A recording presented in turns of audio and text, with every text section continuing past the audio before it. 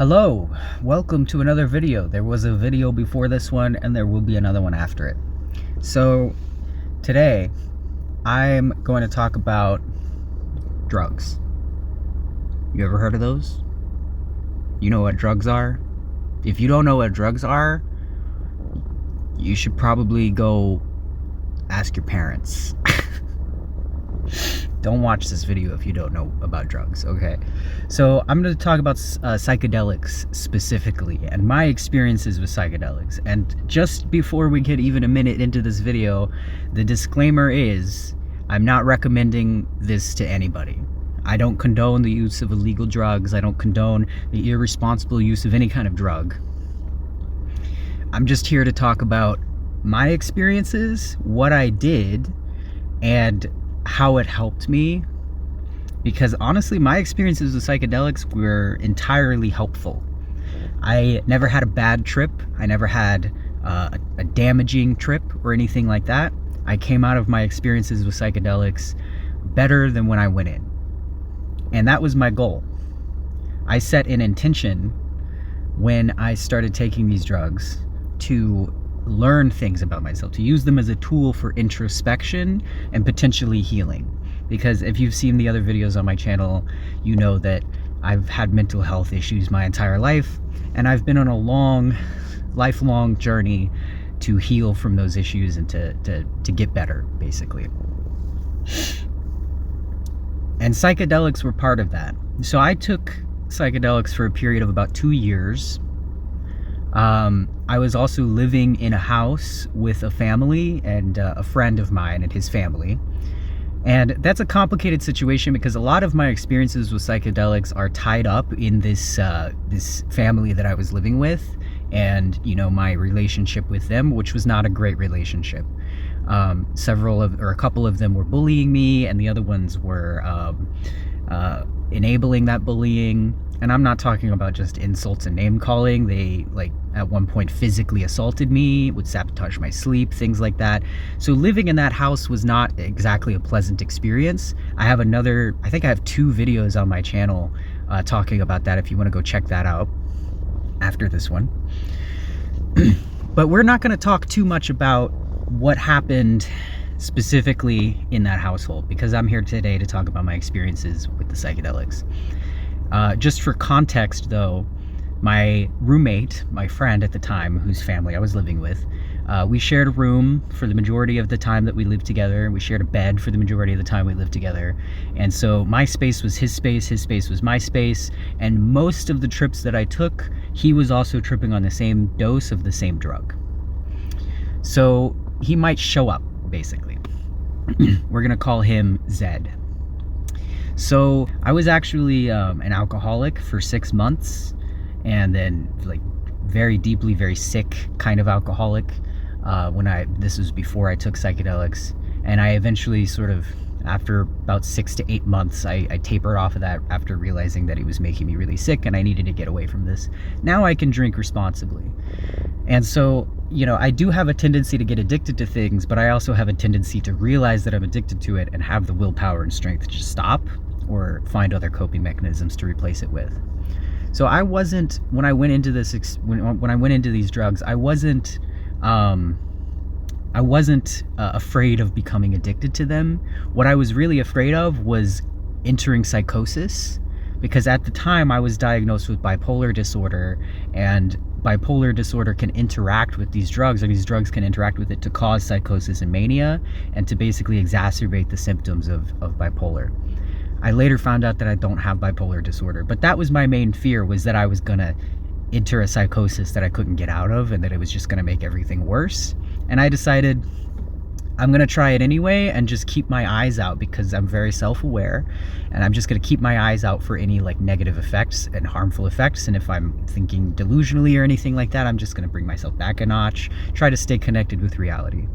So here's the list of drugs that I did. So there's LSD, shrooms, salvia, DMT, 2CB, and I tried Amanita muscaria one time, and I tried kratom for about a week, maybe 2 weeks. So that's basically the list. Anything else that I tried was in such a small dose that I didn't really get a good experience of it. The way I categorize the different types of trips is that there are short trips and there's long trips.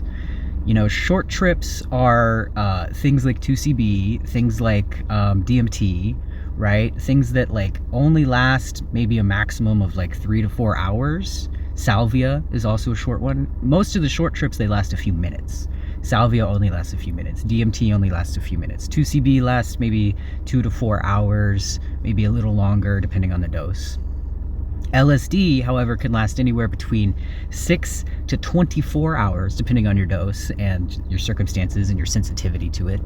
Shrooms is also like a full day commitment, right?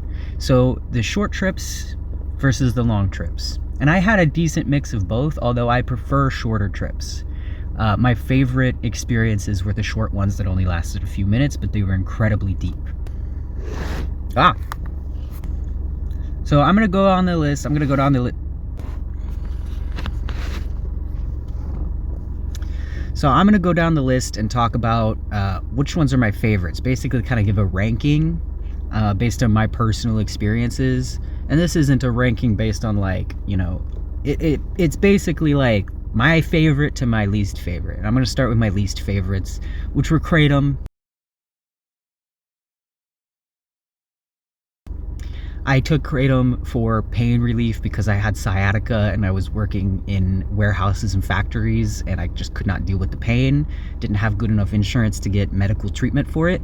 So I had sciatica, I was in a lot of pain. Ibuprofen wasn't working anymore. I thought, I'll try this Kratom thing. It sounds like it's good for pain relief. Did a lot of research. By the way, a lot of research went into these drugs and like the chemical composition behind them and their effects on the body and their addictive potential before I tried any of them. Every single one I would always do at least like a few days of significant intensive research to figure out what I was getting into. So I heard, you know, I learned about Kratom and how it's a partial agonist of the opioid receptors and it helps with pain relief, but it's not as addictive as opioids. And I thought, you know, maybe that's good. Maybe it'll be better than ibuprofen, which is losing its effectiveness for my pain. So I started with like a gram in the morning, and then it went up to 2 grams, then it went up to 3 grams, and then it went up to 4 grams, and then I was taking like 5 grams every morning for about a week. And I was like, this isn't actually helping with my pain. It's not any more effective than the ibuprofen, and most of the time it doesn't help at all. And then I stopped taking it because I was like, this isn't helping me anymore. And I got withdrawals. I got really irritable for the next week and my pain intensified to a higher degree than it ever had been before. So it made my pain worse at the end of it. Now, Kratom can be great for people that are addicted to opioids to help them get off of those opioids and replace them with something that's safer and less, you know, there's no risk of overdose, you know, and it's just a lot safer. It's a good drug for that kind of circumstance. But in terms of like doing it every day for pain relief, it just didn't work for me. And it didn't, you know, I didn't like the mental space that it put me in. It reminded me too much of alcohol. So that's kind of my least favorite out of the ones that I've tried.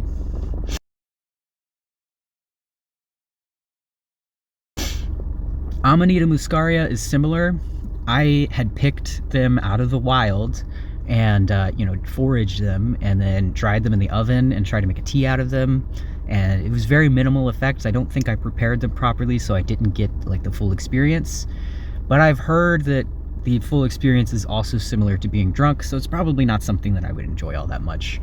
I do love the mushroom though. It's a beautiful mushroom. They're massive and they grow all over the place where I live, so I love seeing them in the fall.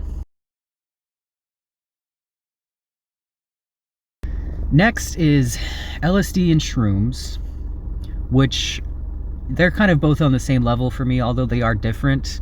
LSD is more fun, it's more active, it's more like wired and creative, but then shrooms are more like emotional and spiritual and just kind of low-key. So I like them both for different reasons, and they both have like similar lengths and similar intensities and all that.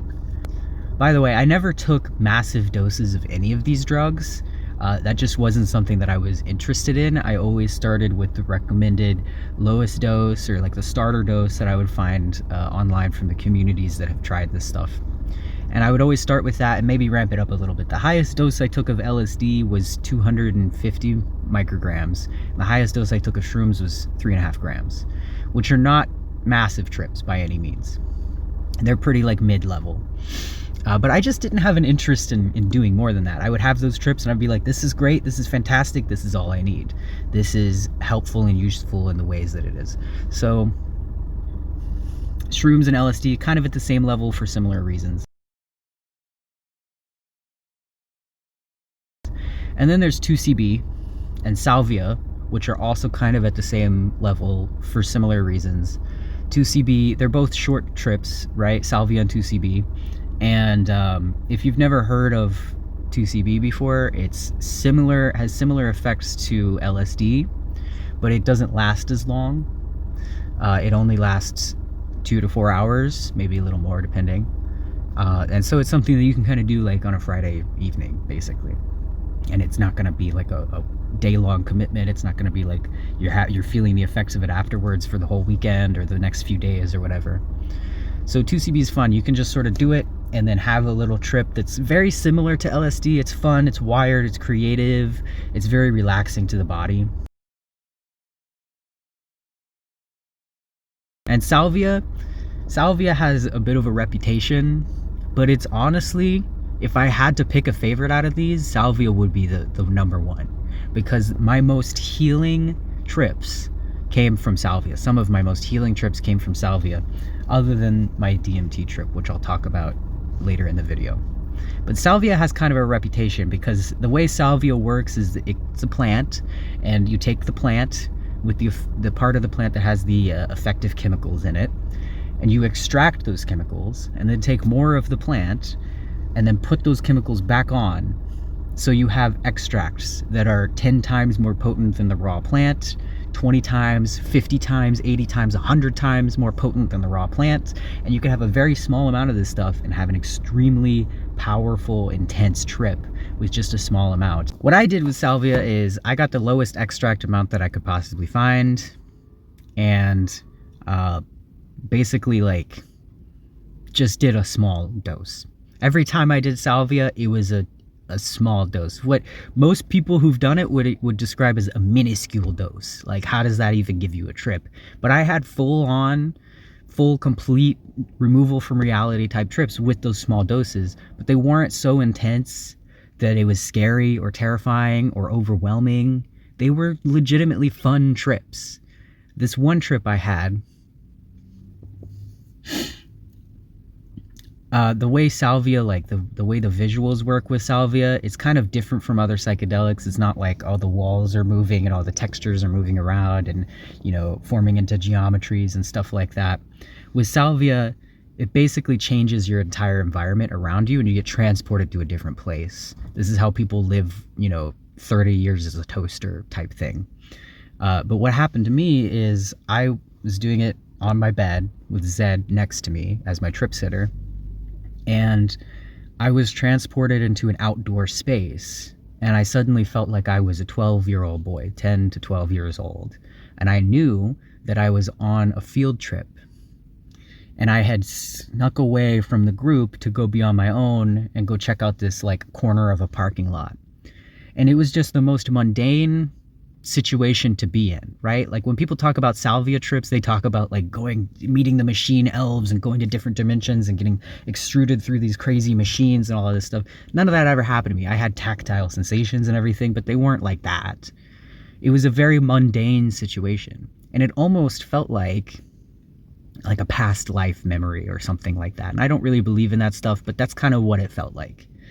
I was a 10 to 12-year-old boy on a field trip. I'd snuck away from the group to go to the corner of this parking lot and look through the fence at this like grassy field with some trees and stuff. And I was just there, fully immersed in it. The sensations were very vivid, almost like a lucid dream, right? And it was just very comfortable.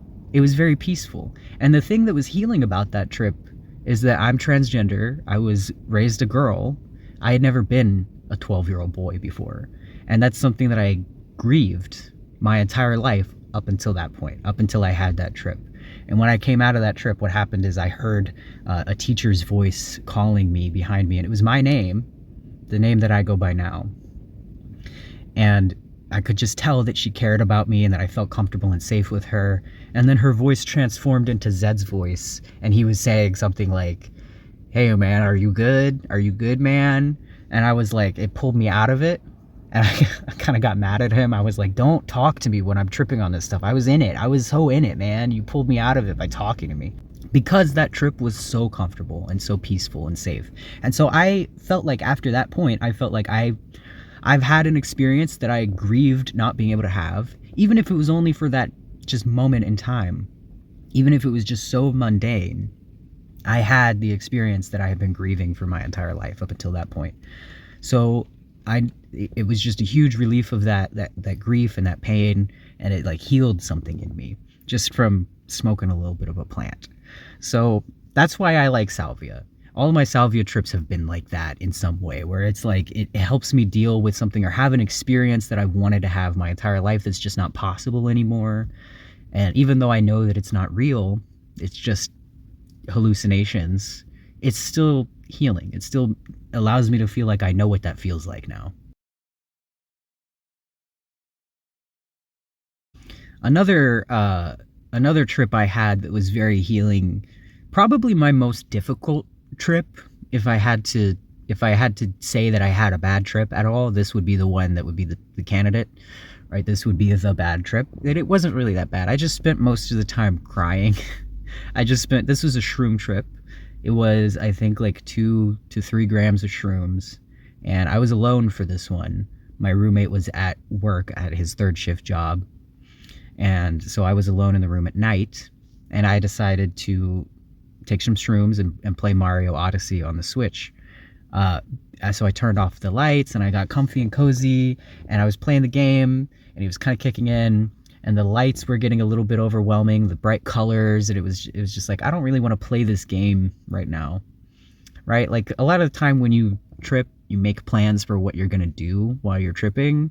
You might even lay things out, right? And then when you're actually in it, the plans change completely because you just don't feel like doing those things anymore. It's really difficult to predict what you're going to do while you're tripping, which is why it's good to have a trip sitter.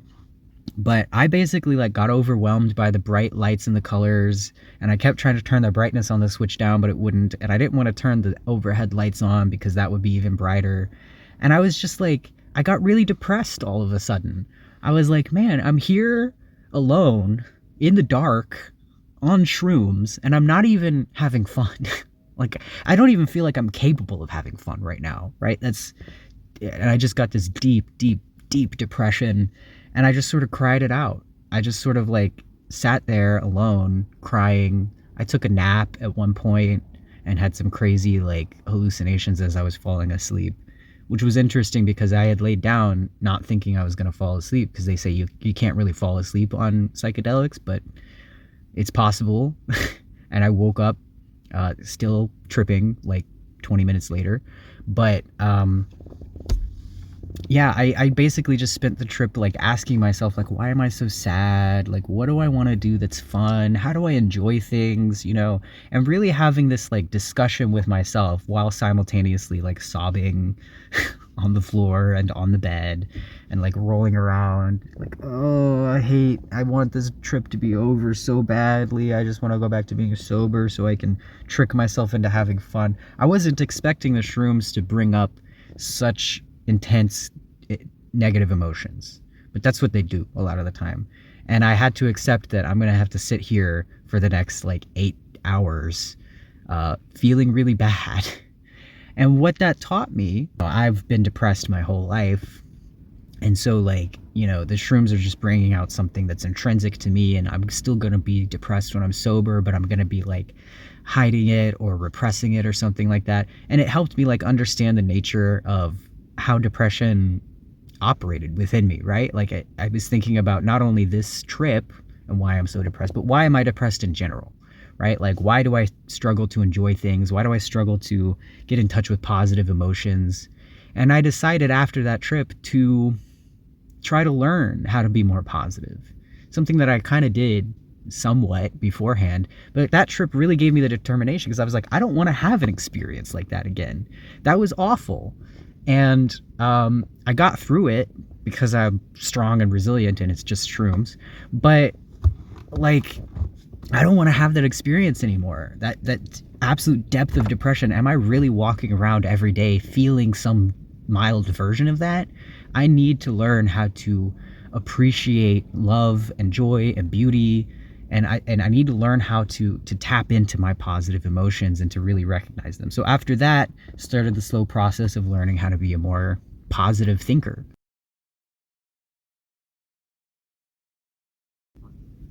And I've had well, not similar, but I've had experiences with LSD before and after that trip that also helped me, because with LSD, there's like the euphoria that comes up. It's very difficult to trip on LSD and not feel euphoric. And so I would go around, in the backyard or outside, or I, pet the cats and that kind of thing, and talk to my friend Zed. And I would just be immersed in the joy of living, which is, before that point, something that I was not able to, like, I kind of almost didn't know how it felt, right? Like the shroom trip where I was really depressed, it was like, I don't even know how to feel good. I don't know if I'm even capable of it. And in that moment, I wasn't. But then on LSD, sometimes it would be like, so this is what joy feels like. This is what euphoria feels like. This is what it feels like to feel good. And obviously you can't feel that high intensity of euphoria all the time. Otherwise you wouldn't be able to function. But once I knew what the feeling felt like, I was able to look for it and to experience it in smaller doses in my sober life.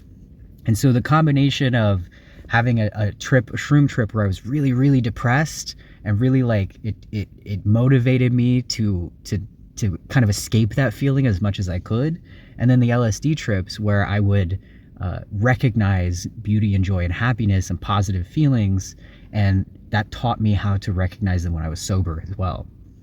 So that's sort of like the dynamic going on between the shrooms and the LSD for me, and the way that they both helped me.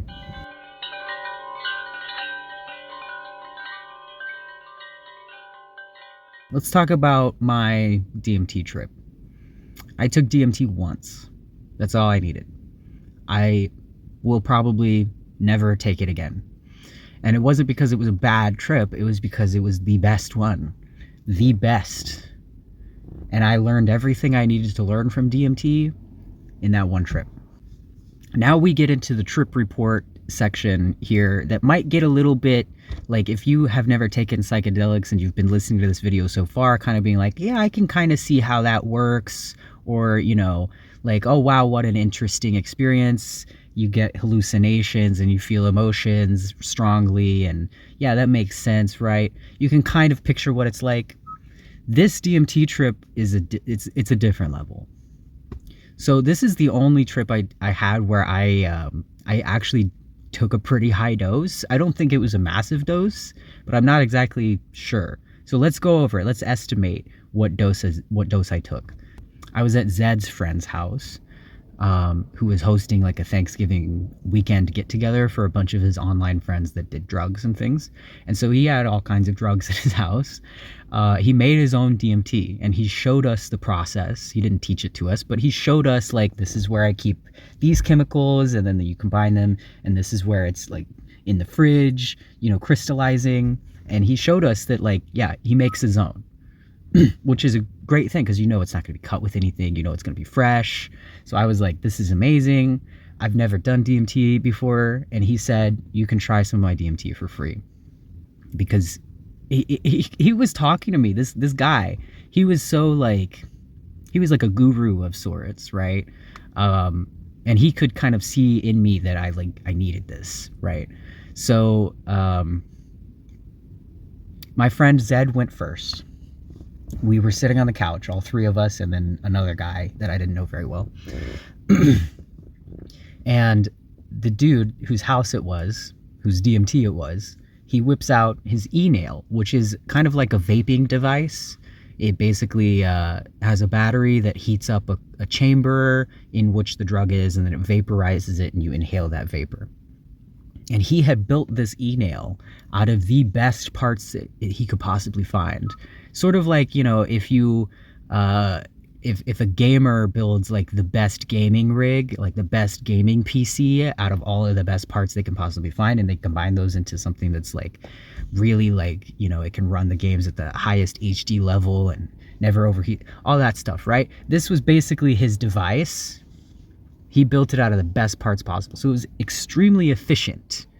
He had also never used it before, so it was extremely like clean. So he loads up, he asks how much we want.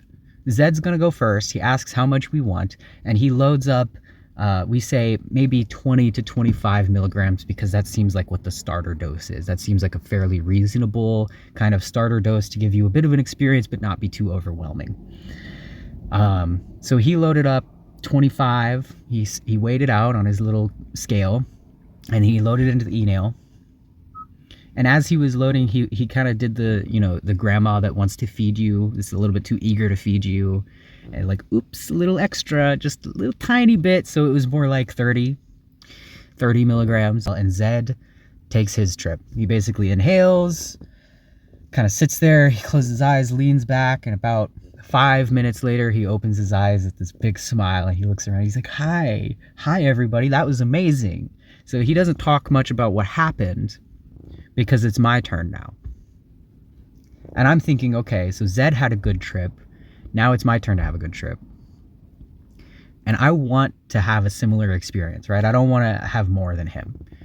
But this guy loads up another 30-ish, right? With his little, oops, a little extra for you. Like a grandma that's a little extra soup for you, a little extra dumplings, have an extra meatball for you. That's what he did. And so I got about 30. But the thing is, this e-nail is so efficient. A lot of other people have built this same device before, and from their reports, it seems that this thing was so efficient that it could effectively double the dose of whatever was put in it. So I wasn't taking like 30, I was taking like 60 milligrams, and so was Zed.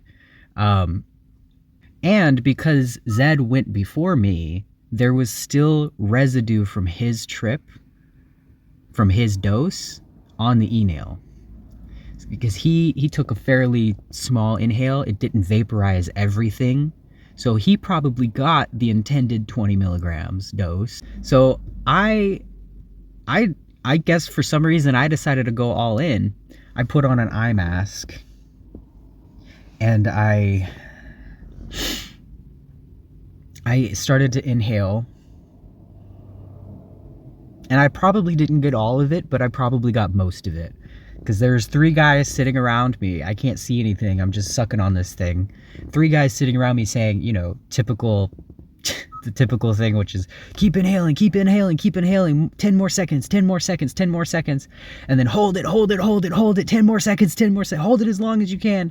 And they're hyping me up to have the most bombastic trip that I could possibly have. So yeah, I probably got a significantly higher dose than Zed, and I can't say exactly what it was, but it was a lot.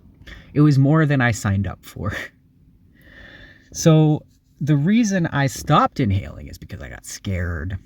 I inhaled, I held it, saying hold it. So I was holding it. And when I exhaled, it just started immediately. I was just in a completely different headspace immediately. Like, I felt pretty sober until the point that I exhaled. And then it kicked in. And it was darkness. I couldn't hear anybody anymore. The guy had been playing music. He asked me what music I wanted, and I said just something calming. So he put on this like EDM, kind of chill EDM beats type thing. I still remember the name of the song. I still listen to it sometimes to reminisce about this trip. It's called Keep On by Lane 8. And the part of the lyrics of the song are safe in the eyes of the morning. So remember that, because that's the lyric I heard in my head repeated. But at first it was darkness. just complete void. And then these like filaments of light, these neon colored filaments of light, kind of like snakes or worms, started kind of coming from behind me and wiggling through the air in front of me. And they coalesced and they arranged themselves and they formed what appeared to be sort of a wall with a circular gate. And even though it was darkness and neon colored filaments of light, I could tell that this was made out of stone and that behind it was a forest.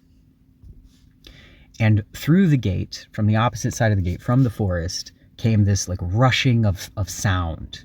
The way I described it afterwards is like the winds of all atmospheres of every planet in the universe, and the cries of every living creature all screaming at once. That's what it was like. That's how loud it was, and that's how like just much it was, right? And it was kind of scared me a little bit. But I got the sense that like I have to go through this gate. I have to go through this gate. This is the beginning. This is like the start of the trip. If I don't go through this gate, I'm a pussy. Like I gotta go through this gate. If I'm a pussy, I'm gonna have a bad trip. So I just have to lean into it. So I went through the gate.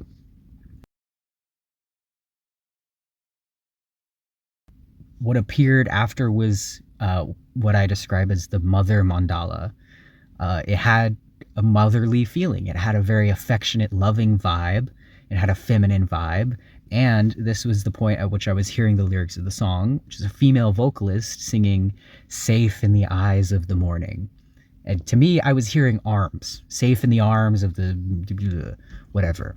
But it made me feel safe. And so it contributed to this sort of like motherly vibe that I was getting from this mandala. And the mandala was how people describe mandalas when they get the closed eyes visuals. It was, you know, lots of crazy geometric shapes that were so complex I could never draw them, and colors that I'd never seen before. It was mostly purple and green, but there was just pretty much every color possible was present. And the thing is, I'm going to go on a little tangent here, but the thing is, the visual cortex in the back of your brain, which produces the sensation of vision, it has more synaptic connections in it by orders of magnitude than retinal cells in the eye. And so theoretically, your resolution of vision is higher. Like you could experience a higher resolution of vision through hallucinations than you could through visual data in your eyes. So the mandala that I was seeing was so complex and unbelievable and difficult to draw visually, because there's no way you could see this thing with your eyes. Eyes, just anatomically, are not capable of seeing the level of detail or encoding the level of detail to send back to your visual cortex that the visual cortex can produce through hallucinations. So that's why when people talk about seeing things on these trips that are completely impossible to describe or draw or visualize, that's why. It's because your eyes simply cannot see what your brain can see. So I was feeling safe with this mother mandala that was sort of, you know, moving in front of me. And I sort of started to feel scared again. And I kind of projected that feeling forward, thinking, you know, you're obviously trying to help me or keep me safe, but I feel scared, you know, help me, right? Like, I basically told the mandala, the mother, whatever it was, I told her that I was scared. And she started to withdraw, which made me more scared. And this was the point where I entered the time prison. Now, my DMT trip only lasted about 10 minutes. But it didn't feel like that. It didn't feel like 10 minutes. It felt like at some point, and this is common with psychedelics where you get time dilation effects. I always say that like when you're tripping, looking at the clock is like a loot box. You just never know what you're going to get. Every time you look at the clock, it could have been 3 hours. It could have been 30 seconds passed and you would have no idea. That's the effects of time dilation. Basically, parts of the brain that handle memories and your sense of like time passing they get messed up on these drugs. And so my time dilation during this trip got so strong that I entered what I can only describe as a time prison, where time essentially did not exist. It's not like I was there forever. It's not like I was there for an instant. It wasn't anywhere between an instant and forever. It was like time simply did not exist. And I started to try to ask questions like, how long is this going to last? And it just became like complete nonsense. Like, when will this end? What do you mean when? What is when? What is ending? Those concepts just don't exist here anymore. They completely left my brain. And at the same time, the visual experience I was having, at this point, I had taken off the eye mask, and what I felt like I did is I ripped it off and threw it across the room because I was terrified and I wanted to see the world, right? I was sober enough to remember that the outside world existed and that I was on a drug and hallucinating, and I wanted the hallucinations to go away because the mother mandala had gone away. And now I'm like, I really just want to see things again. I want to see if I can see things again, or if I'm just too deep in this. And what happened was, in reality, I basically kind of got up on the couch on my knees and sort of slowly took the mask. And this is what the people that were in the room with me told me. I slowly took off the mask and kind of looked around like I was really skeptical. Like, where am I? And that's what I said is, where am I right now? And they said, I don't remember if they said anything but they said basically I took the eye mask off. I looked around. I asked, where am I? And then I looked at the TV, which was playing the music, and it had the name of the artist on it. And I said, oh yeah, Lane 8, as if it was an address. I don't remember that at all. In my memory, I got scared because the mother mandala was retreating and I wanted to see the real world. So I ripped the mask off and I tossed it across the room. But apparently that's not what really happened. So I'm in this time prison and I no longer have a mask obstructing my vision. So I'm looking around and I'm seeing, it's very confusing because I'm seeing the very center of my vision. Now, the way vision is constructed is there is a central point about the size of your thumbnail at arm's length, very small, about the size of a dime, at arm's length, like the size of the moon in the sky, for example. That's how small it is. And that's where everything is in focus. That's the very center of your vision. And then outside of that is varying degrees of peripheral vision that get more and more blurry and have less and less color definition. Basically, the very central point of my vision, that little tiny circle where everything is in focus, was the only thing I could see. And my peripheral vision was completely filled by fractured copies of whatever was in the very center of my vision. So I had no peripheral vision. I could only see what was in the center, except my peripheral vision still existed. It was simply filled with copies. All these fractured reflections were all sort of like shifting around each other and moving around. And I saw the texture of the carpet, the pattern of the carpet. I saw Zed's face, and I could recognize that, oh, I'm seeing like a part of somebody's face right now. I couldn't see the whole thing, but I could see a part of his face. And I just kept looking around. I could see like the Christmas tree. It was Thanksgiving, so they had a Christmas tree up. The lights of the Christmas tree. And I was basically just sort of looking around, trying to like see what I could see. And I was in this time prison. And what I felt like was like, it was weird because time was clearly passing. I was looking from one thing to another, and they were separate events in time, but I just couldn't conceptualize it that way. I just couldn't.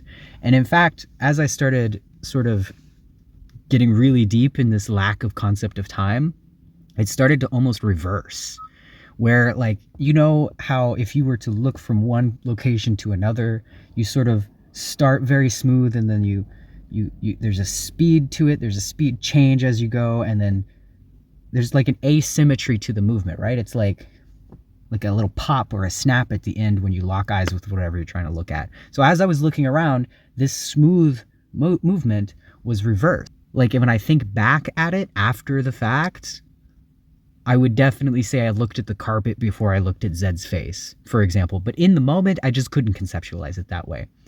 And also because it felt reversed, when I looked from the carpet to Zed's face, the snap or pop motion happened in the beginning, and then I smoothly slowed down.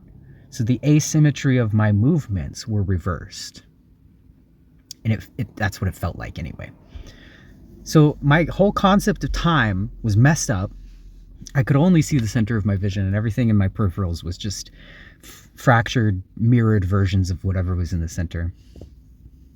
And I was like, okay, I'm still very, very high right now. I don't know how much time has passed. I'm at this point, near the end of that, probably like a minute or so passed, and I started to feel the concept of time returning a little bit. But what happened was I might have closed my eyes because I couldn't handle the peripheral thing that was going on. It was a little bit overwhelming. So I might have closed my eyes, or I might not have, but I'd sank back into full visuals where I couldn't see anything in reality anymore. I couldn't see anything in the room anymore. And what appeared instead was what I describe as the grand fractal.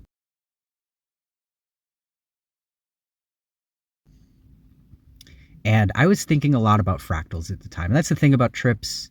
Similar with dreams, whatever you tend to be thinking about is going to tend to show up in the dream or the trip. And so I was thinking about fractals a lot. I was thinking about like the nature of the universe and like, why do fractals show up? Why does there seem to be this like fractal essence to the way things work pretty much across all scales and across space and time? It seems like fractals are almost like intrinsic to the universe. And the reason fractals seem intrinsic to the universe is because they are basically a mathematical algorithm that efficiently fills space with as much surface area per area as possible. So things like trees like to have fractal shapes because they need as much surface area on their leaves as possible to take in the sunlight. They need as much surface area in their roots as possible to take in the nutrients from the soil. Our circulatory systems need as much surface area within our bodies as possible to transfer nutrients to our cells, right? So it increases the surface area, and it's just a very efficient way, right, to organize things, to increase the surface area, to fill space, but have like a barrier still. And that's, I mean, you could consider that meaningful. You could find meaning in that if you want. Or maybe you find it just like not really that important, not really that impressive, or whatever. The way I felt about it is that there is something intrinsic to the universe that is fractal in nature. And so it was a great metaphor for life in general, or it was a visual that kind of showed up. And what I was seeing was this infinite thing. It was almost like a plasticky texture, right? Like a playground slide. It was various colors, mostly red, white, and blue. No relation to any nations, by the way, but it was mostly red, white, and blue. And what was happening was I could see myself, like my physical form, blonde guy, blue eyes. I could tell that it was basically like my body. And it was in this fractal, sliding through the curves and the shapes of the fractal, and he would sometimes like catch a little bit of air and slam down into it. He was flailing around trying to grab onto anything, but everything was smooth, and he just couldn't stop falling through this fractal. But I was above it. I could tell like that's me down there, but I don't identify with whatever is going on. Right? I'm just up here observing. I could kind of feel things, but it felt like those feelings were transmitted to me by the little guy that was falling through the fractal. My only function and ability and capability at that point was to observe. And I could observe very clearly that this guy's freaking out about nothing. He's panicking and flailing because he thinks he's going to fall off. He thinks he's going to eventually fall off a cliff and slam into something and die, or he's going to fall off into the void, into nothingness. But I could see from my perspective that this fractal was infinite in all directions. It didn't end. And my body down there was falling through, sliding through the part of this fractal that was my life. I understood that this visual represented the universe as a whole. And it was a great visual representation because I couldn't tell where the part of it that was my life ended and where the rest of the universe began. But I could see that I was sliding through it, and I was kind of panicking and freaking out at every step of the way, thinking that I'm going to fall hard, that I'm going to hurt myself somehow, or that this is like scary. From my perspective, I could see that I would always be okay, that there was never going to be a fall that was too deadly or too dangerous or too painful, and that if I could just sort of relax, then I could maybe actually ride down this thing in kind of a fun way, right? What I realized is that no matter how far I fall, no matter how much I fall, how many times I fall, no matter how much it feels like I'm just sliding down with no control through life, there will always be something to catch me. My life is so connected intrinsically to the rest of the universe that I cannot possibly fail in any way that really matters. I can't hurt myself in any way that really matters. And it gave me this like sense of peace. And I looked down and I could see that the guy, he felt that. He knew it the same time that I knew it. And he relaxed and he started sliding down. More fun. And he looked up and said, "Thank you. Thank you. Now I know I can relax." And then he started to ask, like, what is it? What is it though? Like, what is it? And I didn't really know what that question meant. I don't think he knew what the question meant either. But as he was asking the question, we came back into one entity together, and my ego began to return. Like, my sense of self began to return to me. I started to remember facts about myself, basically. And every single fact I got about myself was a blissful experience. It was just the best thing ever. Even the bad things. I was like just so joyful to be back in myself, right? In my own experience, in my own existence. And at this point I was coming down from the trip.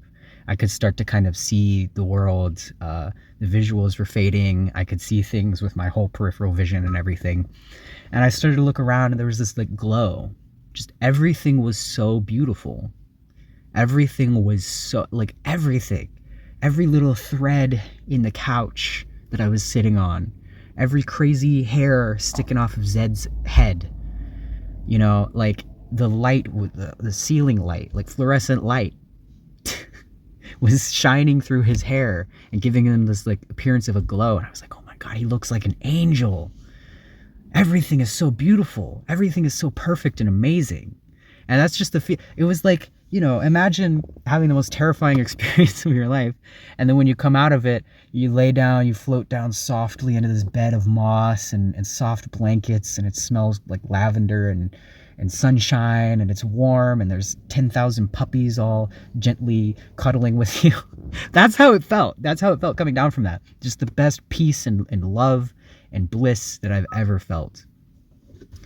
And I understood that everything is perfect. At that point, thoughts that I'd been having regarding like the nature of pain and suffering, like meaning in life, the purpose, you know, what am I even doing with my life, that kind of thing. All of those questions I had answers for. And the answer was, don't worry, it's perfect. You have always done what you needed to do. You've always slid down that fractal slide and always been caught by something. You might not know where you're going to go next. You might not know what's going to happen, but it's okay because everything is perfect. Everything is beautiful. And I've been holding on to that feeling ever since that trip. Every time I go through an experience or I'm anticipating a negative experience and I feel like I can't handle it, I feel like I don't want to do this, I just remind myself that it's perfect. Everything is perfect. Even if I die, it's okay. It's okay because people will remember me. I will have had an impact on the world, hopefully mostly a positive one. And I want to have a positive impact on the world. So naturally my actions and my behaviors are going to take me in that direction, even if I don't know what I'm doing, even if I feel like I don't know what I'm doing. Everything is perfect. And it's really hard to describe the feeling because there's, you know, people have tried to intellectualize this concept for a long time. The nature of suffering and the purpose of suffering in my life makes complete sense to me now. And it doesn't really bother me like it used to.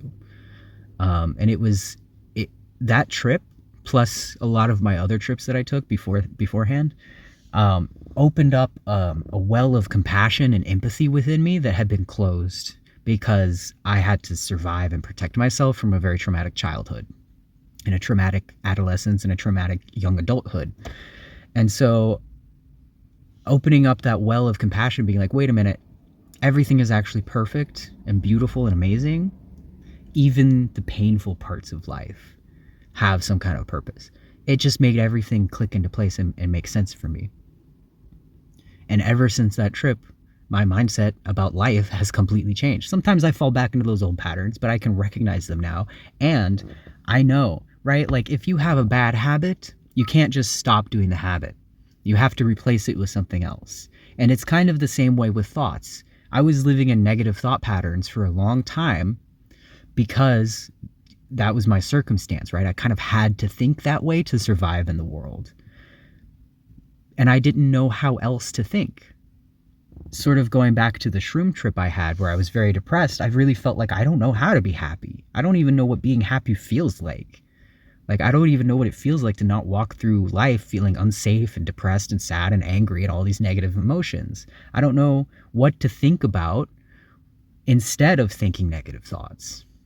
I don't know how to feel instead of feeling bad.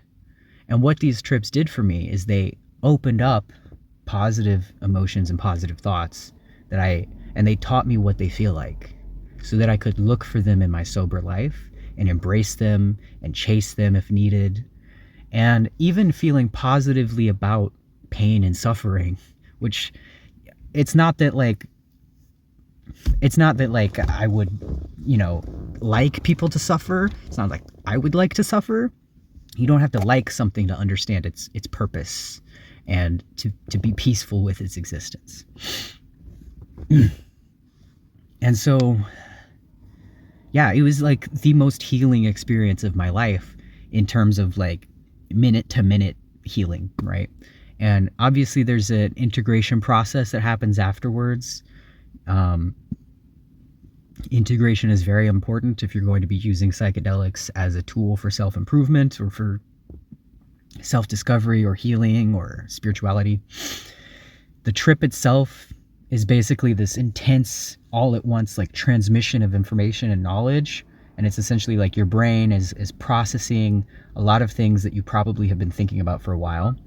And it's processing them and putting them all together you sort of understand it all at once. There's no way to put that understanding into words. And so the integration process is about thinking about it afterwards when your brain is not overclocked anymore and it's operating at more, slow, linear levels of cognition. At that point, you start to put the pieces together again. It's like, you've seen the picture of the puzzle on the front of the box and you know what it's supposed to look like. And now you have all the pieces and you got to put them together. That's integration.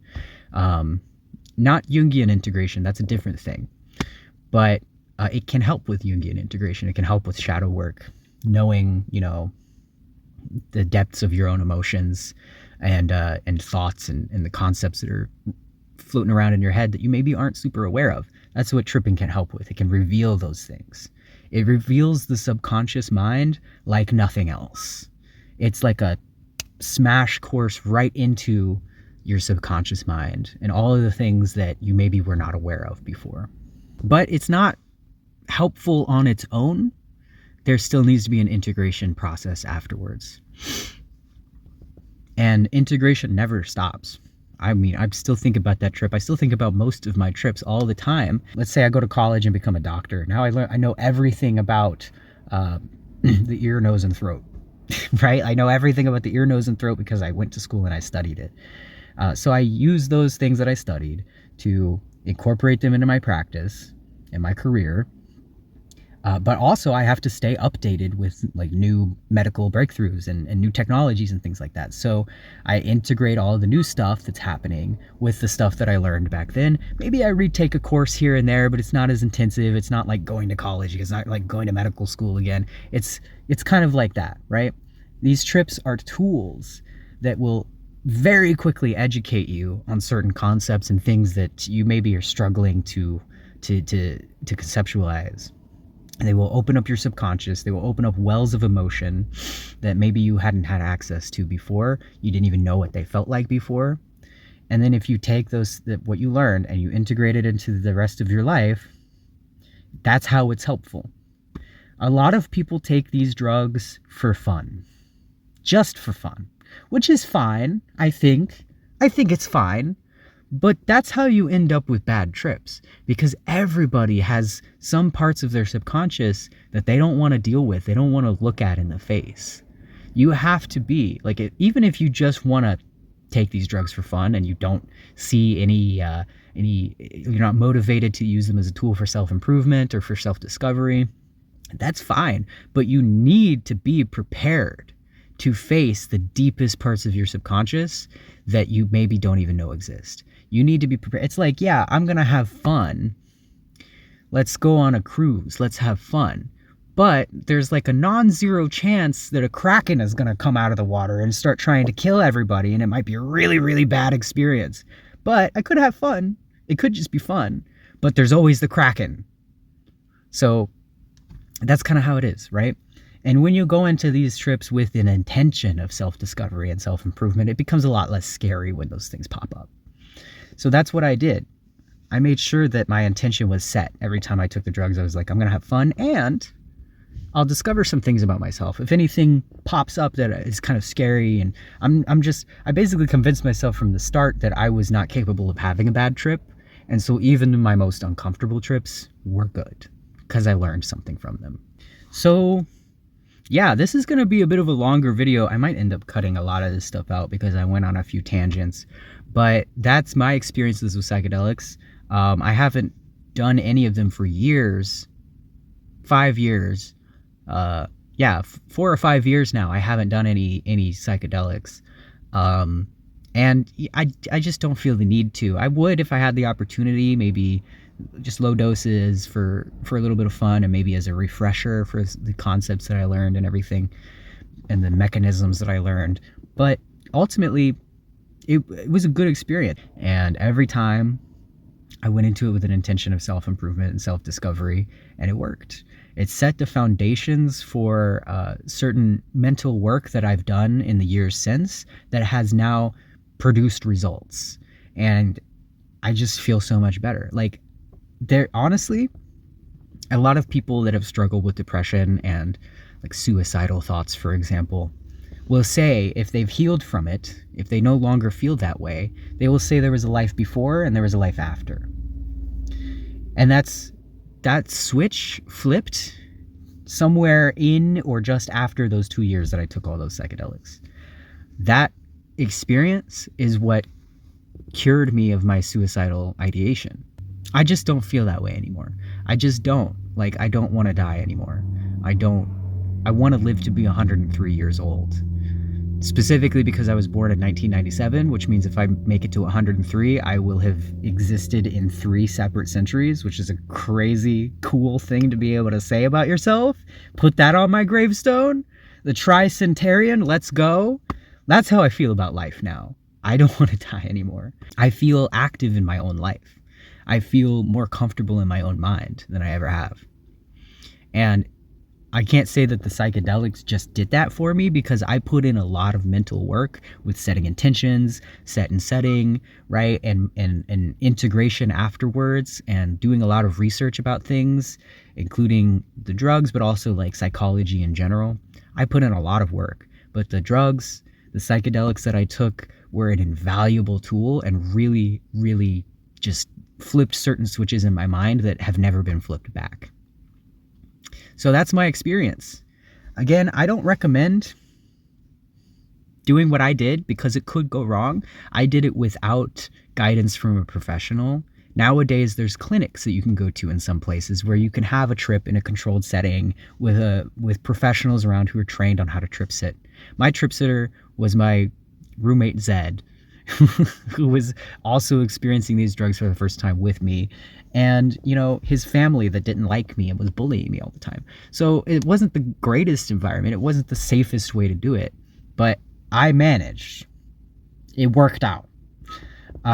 But I wouldn't recommend this willy-nilly because there is an inherent danger in it. First of all, if you have a family history of psychosis or psychotic sort of disorders like delusions, paranoia, schizophrenia, that kind of thing, bipolar disorder, you could launch yourself into a psychosis that you will not escape if you take these drugs. I would really recommend, if you have any family history of psychosis, just avoid them entirely. There's other things you can do that will provide similar effects with significantly less risk.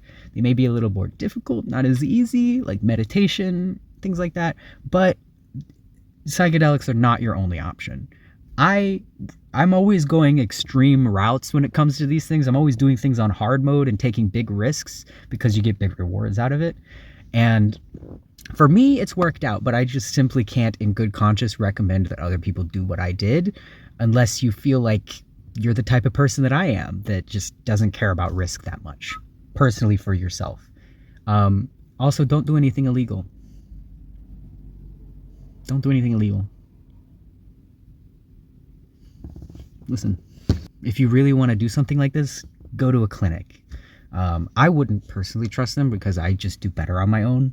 But for most people, if you're interested in this stuff at all, go to a clinic. Do it in a proper set and setting. And, don't go to a rave or the club or anything like that. If you're going to do it on your own, do it at home in a peaceful environment or like at a park or something. Yeah. That's all I have to say about that. Check out my other videos for more context about what was going on in my life around the time I was doing these drugs. And I am homeless. I live in my car. I don't have an income aside from what I get from kind people on the internet like you. If you've watched this video so far and you've gained anything from it, please consider giving me a donation in the links below. It will support my life and keep me going until I can create income with like ad revenue and stuff. So yeah, there will be links in the description for that. Thank you so much for watching and have a peaceful day.